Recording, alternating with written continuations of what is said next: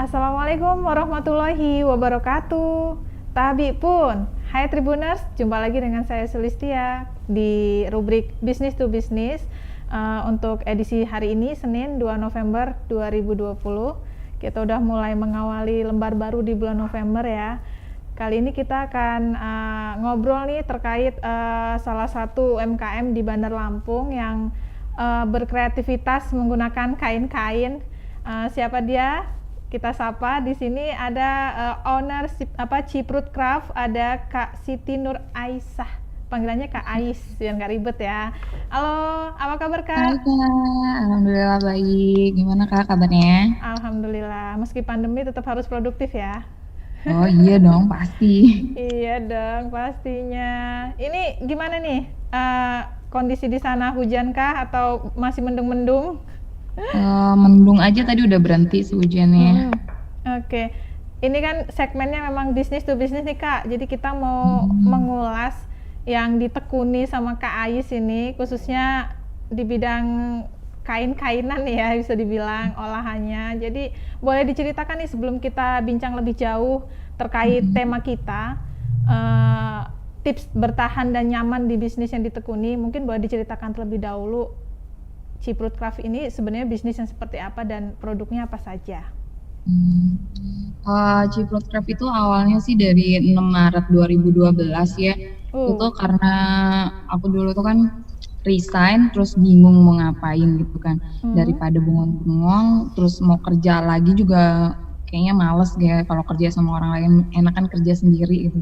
hmm, Jadi kebetulan waktu itu nyoba-nyoba bikin kayak souvenir, kebetulan ada temen yang pengen ini kan pengen pesen, kata dia cobain dong, kata dia. Ya udah, waktu itu aku bikin dari kain flanel itu, bikin kayak gantungan kunci, terus tempelan magnet ya, awalnya sih hmm. dari situ. Oke. Terus lama-lama sih ya nyoba-nyoba pakai kain-kain katun. Ya, sampai sekarang sih, sekarang pakai kain kanvas kalau sekarang sih kebanyakan. Ini sesuai permintaan Hmm. pasar apa gimana nih?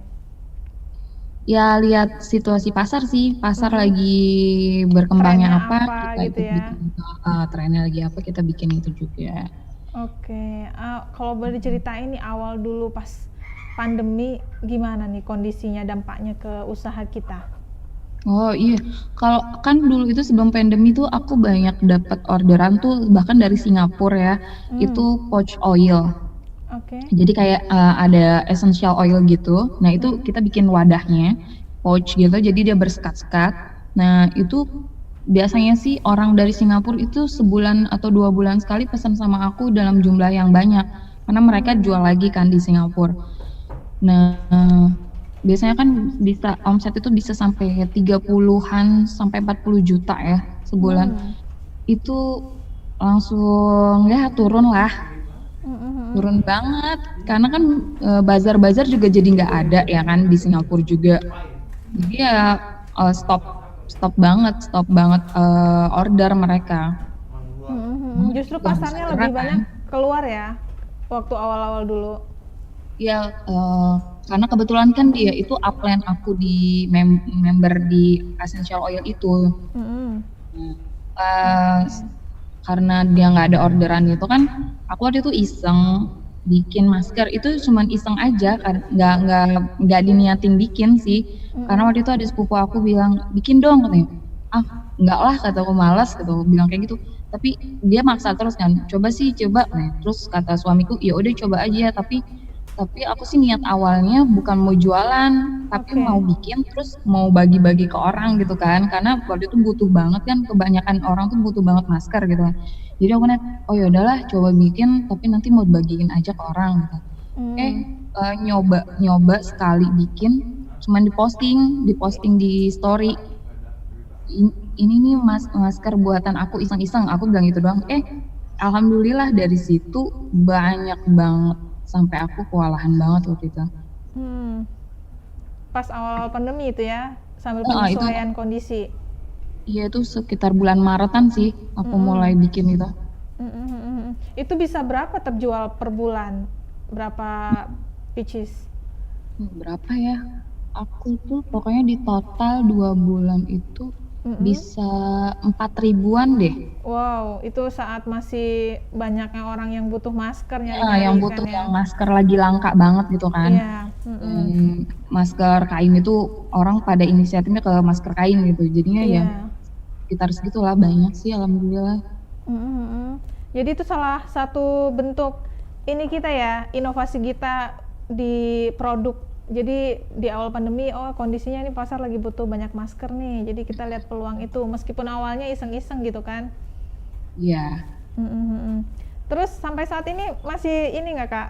Mungkin justru makin berinovasi kan masker sekarang ragam beragam gitu ya, makin macam-macam bentuknya gitu dan Iya, juga kalau jenisnya. aku sih kan tetap dari awal itu aku bikin yang 3 lapis. Jadi Iya, sampai sekarang pun aku bikin yang 3 lapis yang bagian dalamnya tuh busa gitu. oke. Dan aku kali inovasinya ganti di bahan kayak kemarin tuh awal-awal Oke. kan aku pakai kayak kain katun ya, kain Mm-mm. katun. Nah, kalau sekarang aku ganti jadi kayak pakai kanvas sama apa tuh namanya? Taslan parusut. Dia waterproof gitu, Uh-uh. anti air sih. Oke.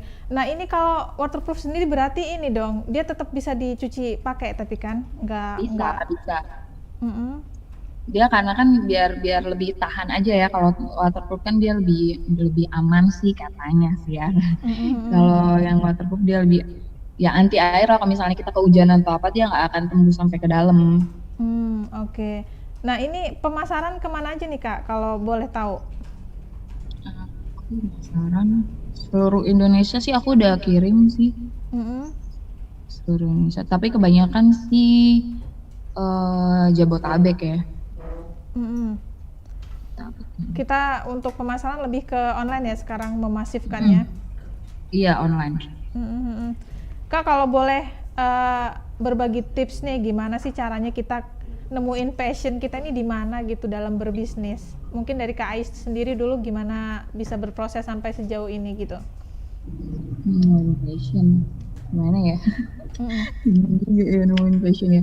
Ya kalau aku sih karena aku difokusin ke sini, jadi aku ngerasa ini passion aku. Mm-mm. Nah, kan kadang kita ada yang eh apa sih passionnya, kalau sekarang ini aku sih lebih mau nunjukin ke gambar ya. Mm-mm. Jadi aku pengen gelutin ke gambar. Jadi selain ngejahit, aku juga sekarang ke gambar.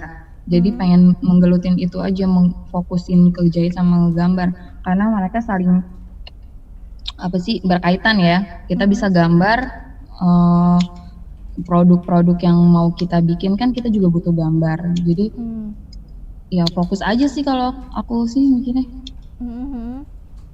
Jadi kita juga sekarang nggak cuman ini ya, kan banyak bahan jadi kain gitu. Tapi sekarang kita juga Hmm. lebih punya karakter sendiri di produk gitu kan. Iya, Kak kalau Ais juga nih karakter, kayaknya punya kan ya karakter-karakter di produknya sendiri.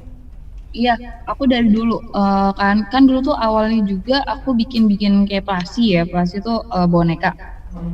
Nah, Hmm. jadi Plasinya itu aku ada karakter-karakternya sendiri, terus ada namanya. Terus setiap Hmm. karakter itu nggak ada yang nyamain, jadi aku selalu bikin satu satu buah satu produk untuk satu karakternya.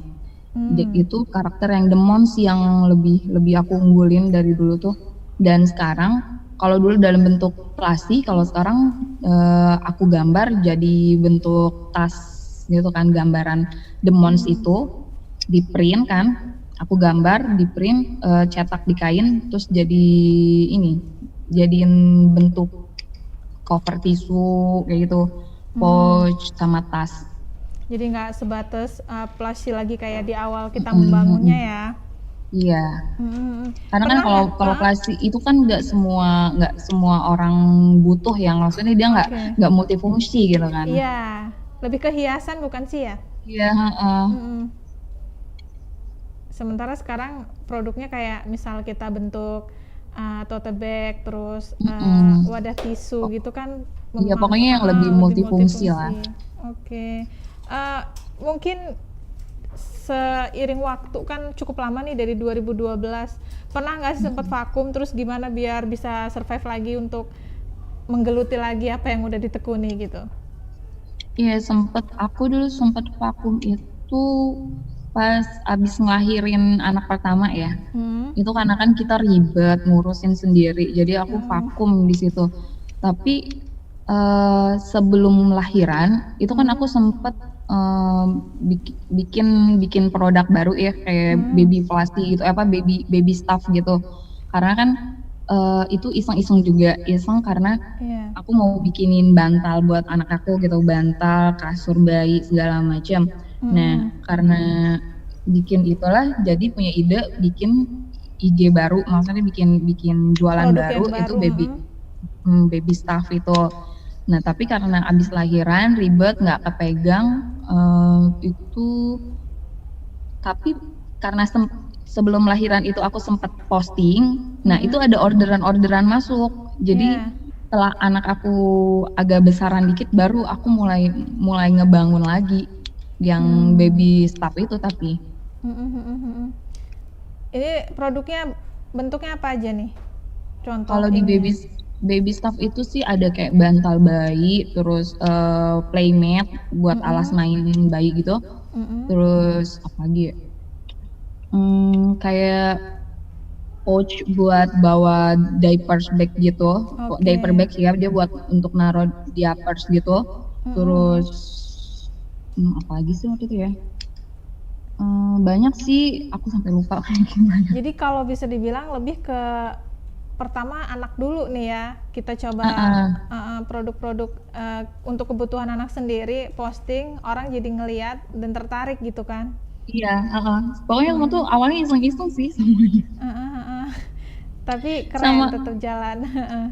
sama kayak pas aku nikah kemarin itu kan aku bikin kayak foto booth, terus mahar segala macam itu kan sendiri. Iya. Nah, dari situ juga aku mulai bikin brand baru itu Jemari Art, itu khusus untuk yang mahar. Oke, jadi kita ada segmentasi lain juga nih kan? Jadi banyak, pokoknya dari iseng yang aku kerjain buat diri aku sendiri, aku pikir oh bisa nih dibuatin buat lagi nih kalau misalnya ada yang butuh kan. Jadi iseng itu ada pentingnya juga ya, mungkin bisa jadi inspirasi untuk milenial di luar sana atau bagi ibu-ibu muda nih yang mungkin di rumah aja tapi pengen sambil bisnis. Kita iseng buat apa, nggak ada salahnya diposting berarti ya. Terlebih sekarang banget. sosial media ini jaringannya lebih luas gitu kan, lebih mudah orang mengakses dan melihat gitu. Jadi bisa jadi peluang pasar kan, walaupun awalnya kita iseng-iseng buat barang tertentu, nantinya bisa dikembangin jadi pasar gitu kan. Iya. Kalau ini Kak, dari sisi nyamannya sendiri kita gimana sih supaya tetap bisa fokus kayak sekarang ini, tetap jalan gitu kan. Pasti kan ada titik dimana kita kayak tadi jenuh gitu, atau mungkin kehambat dengan hal lain, kayak kita punya anak gitu kan. Sisi nyamannya apa ya? Mungkin karena aku ngerjainnya di rumah ya, jadi bikin nyaman ya. Maksudnya kita nggak perlu keluar rumah gitu kan.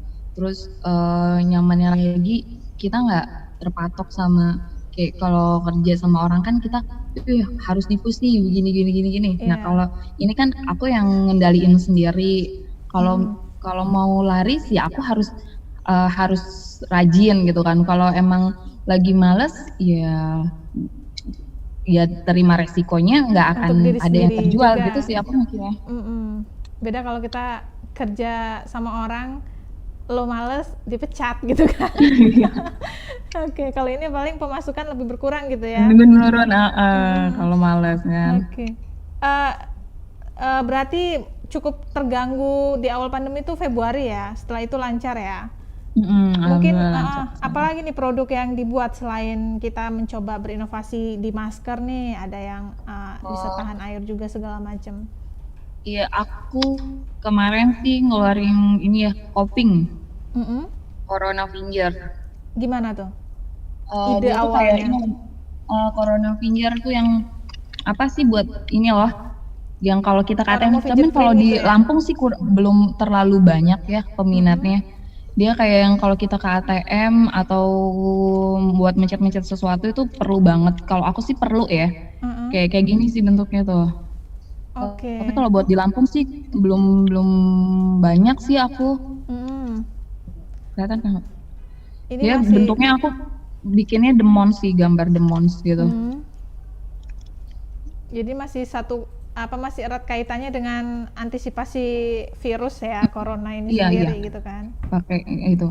Makanya ini kayak kayak anti touch stick gitu. Jadi kalau buat ke ATM pencet-pencet terus buat dorong dorong pintu atau apa tuh bisa banget pakai ini sih aku. Tapi kalau buat di Lampung ya itu belum terlalu ya. Peminatnya. Bahkan aku kan lagi belajar pakai ini ya. Kalau belanja-belanja pakai grocery bag gitu ya. Ya. Shopping bag. Nah itu orang tuh pada bilangin, ih lucu ya. Maksud aku berarti emang di Lampung itu belum terlalu ini ya untuk Orang masih anti ngandelin plastik ya. bungkus dari bawaan apa mallnya sendiri gitu kan ya. Maksud aku kan selalu bawa gitu dua buah atau 3 gitu kan untuk belanja. Jadi aku sengaja gitu loh, dan aku itu bawanya yang produk aku sendiri. Dan itu orang-orang, ih lucu banget ya mbak kayak gini, oh gini gini. Itu, kok aneh sih perasaan aku kalau di luar Lampung pun itu udah banyak banget dan diharuskan kan untuk pakai itu gitu. Untuk mengurangi sampah plastik sendiri. Oke. Jadi itu bentuk inovasi produk kita. Kalau pemasarannya sendiri udah kemana aja kak yang tadi? Kalau Calvin sih lebih banyak ya Jabotabek sih, karena kan kalau di daerah sana kan emang yang zona merah banget dan mereka tuh rata-rata pada banyak yang beli Calvin kayak gini. Oke. Kalau boleh tahu nih, gimana sih cara kita bisa menemukan ide-ide baru untuk kita bisa terus berkreativitas di yang kita tekuni gitu, kayak misal ini kan produknya terus bervariasi nih dari apa jadi apa gitu, gimana nih kak? Kalau aku sering-sering ngeliat IG orang ya, maksudnya kayak IG ilustrator lain atau crafter lain gitu, mereka bikin apa ya, bisa nggak ya kalau aku bikin tapi dengan karakter aku, biasanya sih aku kayak gitu, atau lihat-lihat Pinterest. Aku sih lebih ke Pinterest sama Instagram crafter lain gitu. Jadi emang penting untuk kita tuh banyak cari tahu ya. Oh, iya dong. Seenggaknya kan kita tahu perkembangan produk apa sih yang lagi diminati gitu kan.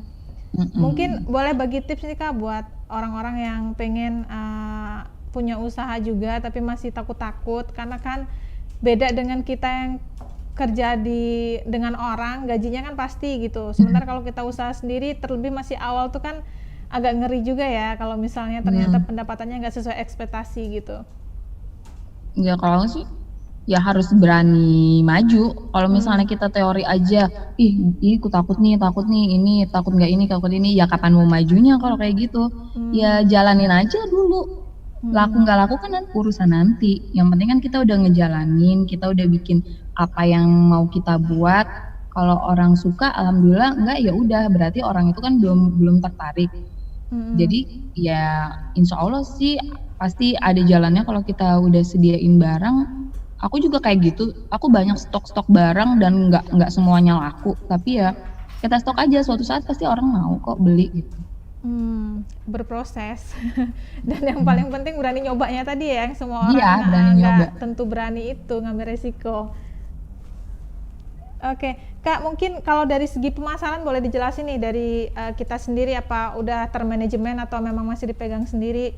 Terus gimana sih supaya kita tetap bisa ngebagi waktu, terlebih kan udah ibu rumah tangga nih.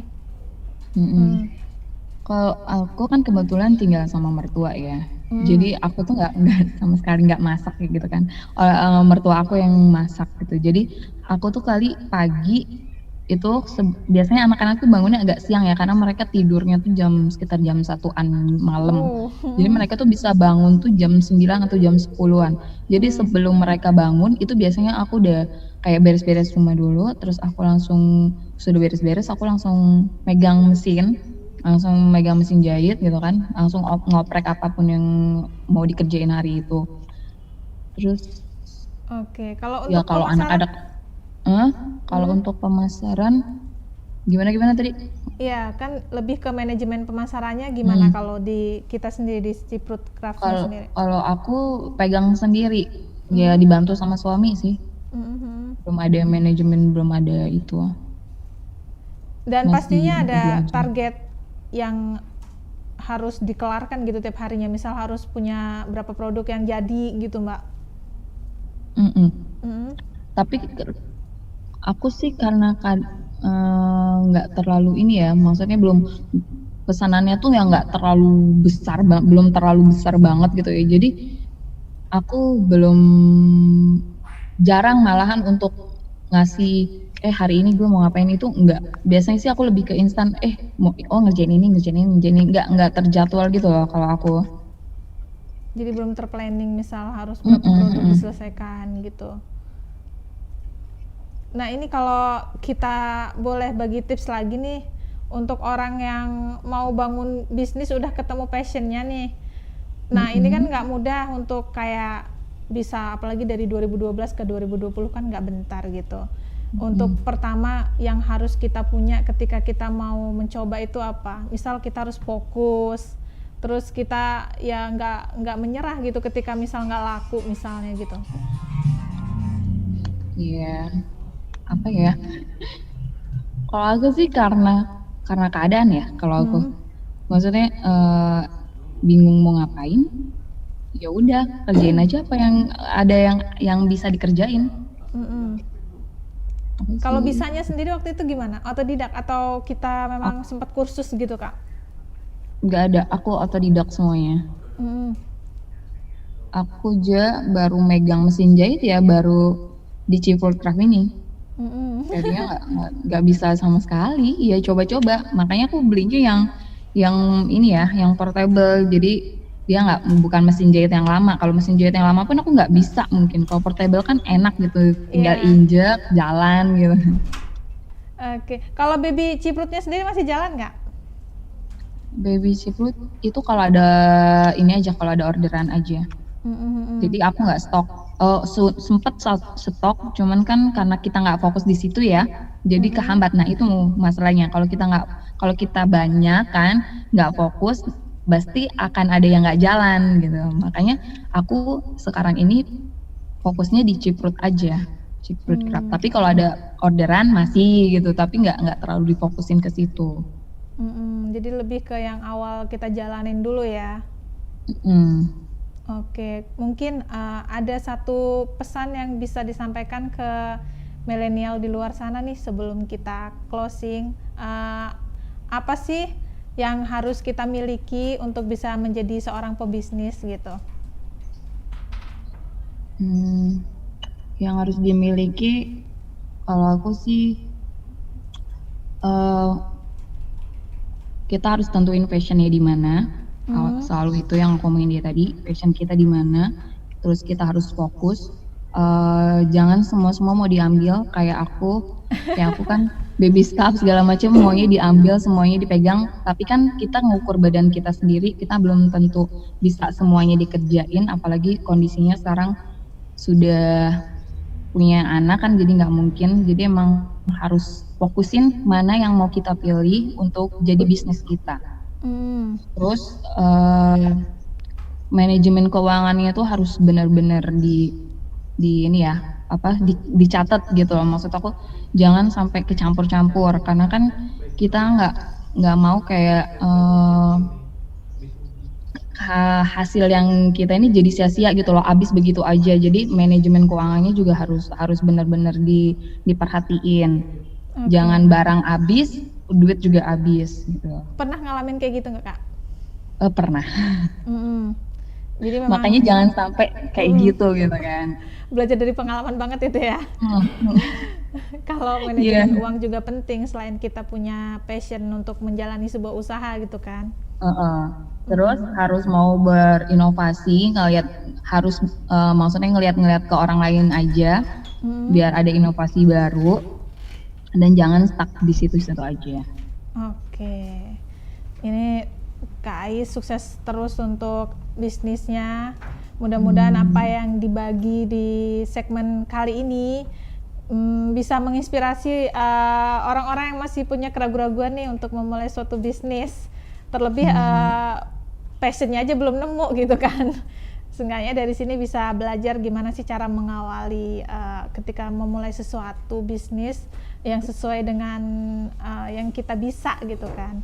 Terima kasih nih Kak Ais, mudah-mudahan di lain Ya, waktu kita bisa sama-sama. bincang-bincang dengan kesempatan yang berbeda pastinya.